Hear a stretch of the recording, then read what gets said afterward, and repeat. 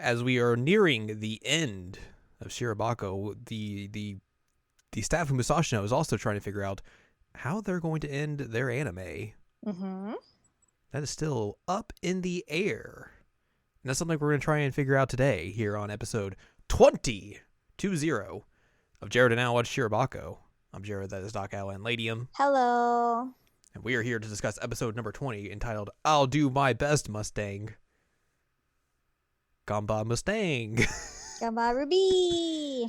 You'll do your moose bestie. Moose bestie. Go listen to the Love Life Sunshine podcast and then you'll understand those jokes. Yeah, I mean, just watch Love Life Sunshine in general. Like, that's just good life advice, honestly. Anime of the decade. Yes, I agree.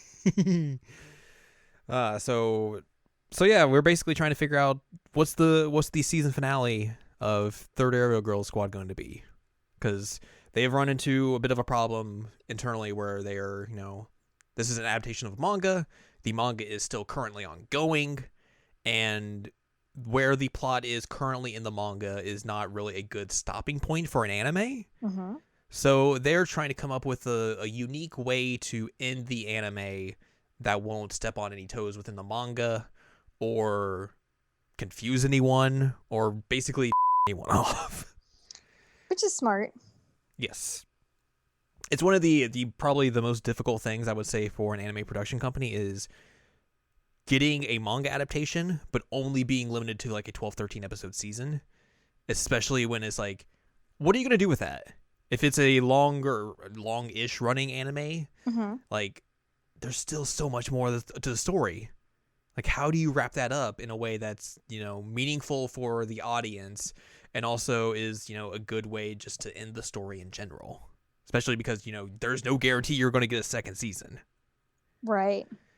It's something I've thought about for years, ever since getting back into anime. It's just, it seems like one of the most difficult things to do when you're in a production. And that's basically where the Musashino staff is at the moment. Mm-hmm. And one of the things they're kind of trying to figure out is the why the protagonist wants to fly and everything. Like, what is their reason for doing what they are doing? And that kind of transitions into everyone kind of talking about, like, why are you in the anime industry? Like, what's your reason for being here? And a lot of them are kind of like, it's fun. This is just what I do. I don't know. Everyone kind of just questioned about it. Mm-hmm. And not everyone really has the simplest answer for it. Of course, like, one of the through lines throughout this entire series has been Aoi's question of, like, is production really what I want to do in the anime industry? Is this what I want to do? Question mark. Which is important to figure out, like, early on if that's actually what you want to do with your life. Yeah. Totally is. I support her. So yeah, that's basically what they were doing. It's like it's Aoi, the director, Watanabe, the other big production dude, and Midori is there as well because she's kind of been like taken under the wing by the scenario writer Maitake. He's like, hey, you want to? I'll give you little assignments. I'm not gonna like teach you or anything, but just do these and that'll make you better and everything. But I am not your teacher. I'm not your master. Nope.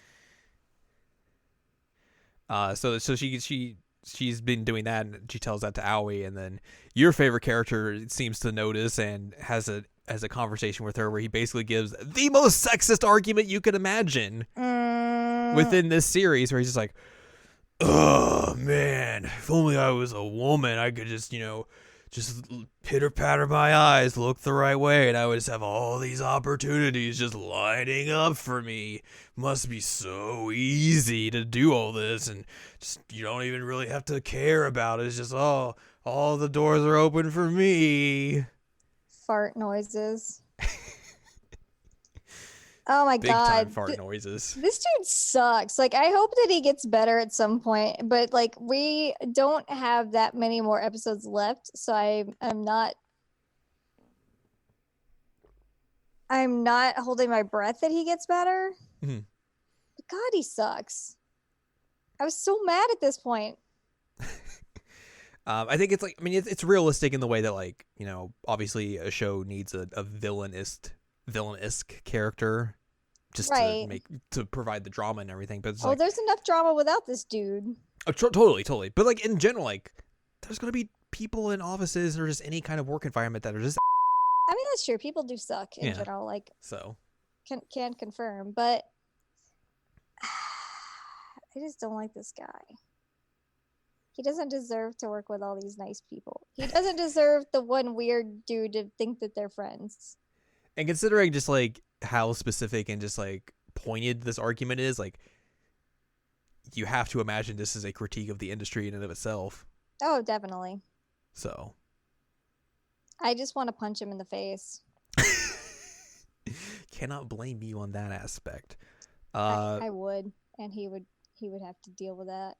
So that bums out Midori because she's just like, is that why I'm getting like these assignments and everything? Is this why he is like giving me these, like helping me out essentially?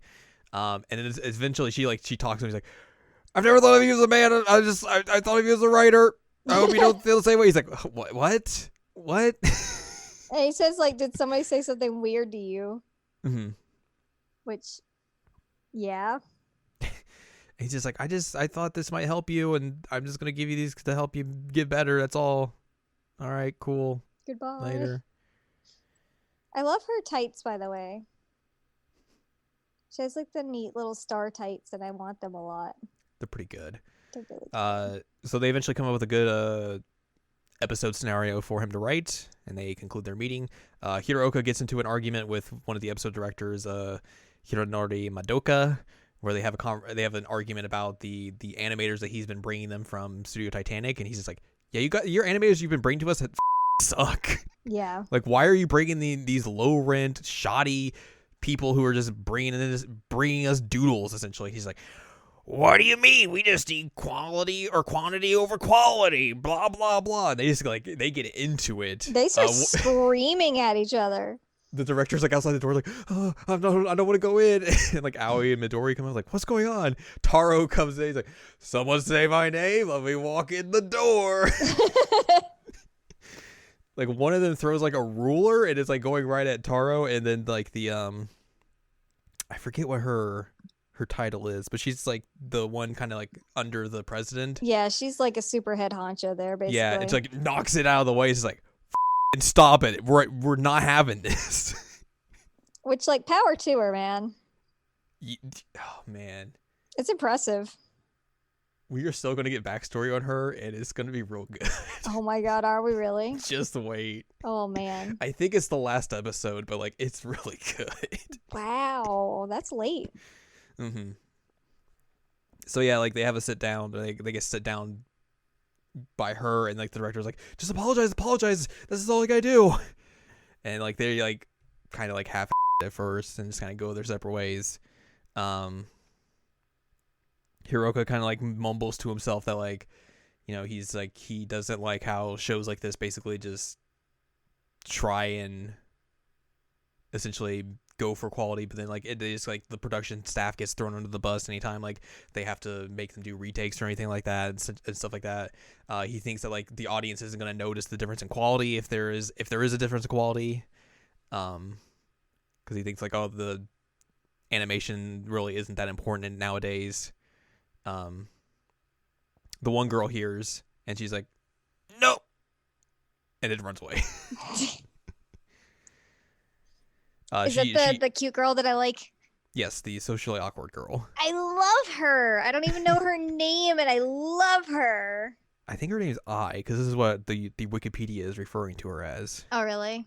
Yeah. Which we did realize we had like a weird situation with her subtitles. Was it this episode or the last episode? Maybe this one, maybe the next one. Oh, maybe, but regardless, yeah. Essentially, the subtitles for you gave her like the broken version of a word. Yep. Where mine just gave the full word, so it was like, huh, that's weird. She goes and visits Emma, who's been sick and was out for the day. Mm-hmm.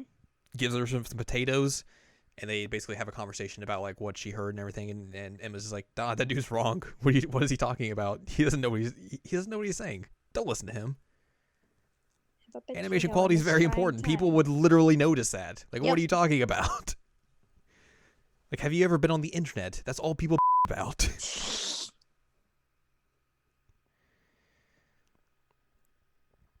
Still also have a potato in this trying time. Yes.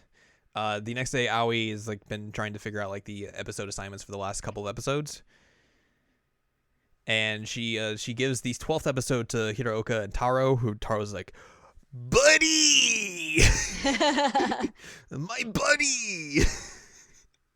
God. Taro deserves better. Mm-hmm. The director and Maitake take the previous day's fight as inspiration to improve the last episode scenario, and Maitake asks Midori to write some dialogue for a fight between two of the characters. Hirooka eventually goes and like apologizes to Madoka, is like, and seems sincere about it at least.